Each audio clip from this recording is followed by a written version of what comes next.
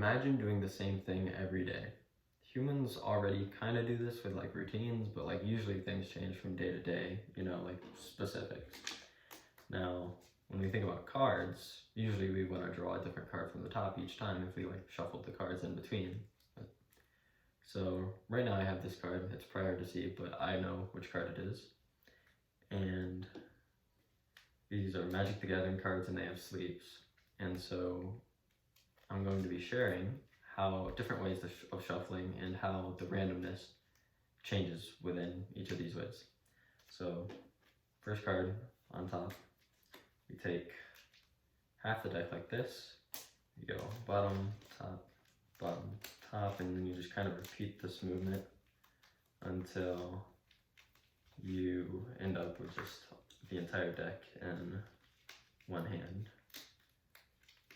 Just do a bit of clusters. You could in theory do one by one, and this is quick, it's pretty easy, though now this first card that was already on top is now on top, or it was on bottom, depending on where my last motion just was.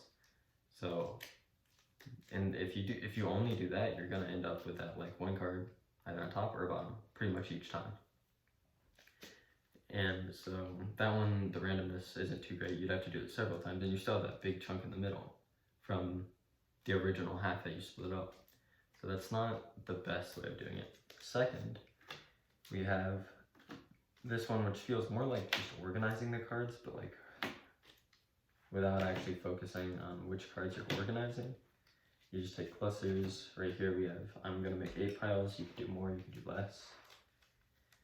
And you just make clusters, maybe putting different cards in random piles, trying to keep them equal, maybe. In theory, you don't have to. You could do this plenty of different ways. Though, I'm gonna try to remember where that first card was, which I already know which pile it's in. So, if I were like trying to cheat and remember, I could probably find it pretty easily. And this one's easy, not as quick as the other ones. And so now I'm gathering them all, picking them up in different orders, then I put them down. Though I have a feeling I should be able to find that first card somewhere near the bottom. Let's see. Is that it? That's it. There. I don't know if you're able to see it, but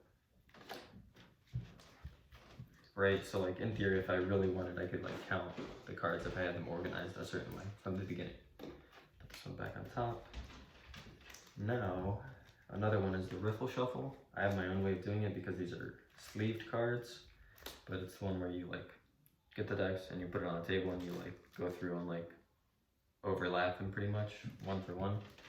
Though these are sleeves, so they're, if I just put the corners near each other and then like wiggle and shove, then I can kind of get an idea of where, there we go, yeah. And so doing that a few times would be pretty random, and I'd probably forget where certain cards were, but this one was still on the top. In theory, it would have been near the top no matter what, unless I kept doing this over and over. But finally, we have my personal favorite. It's not that quick, but it is the most random.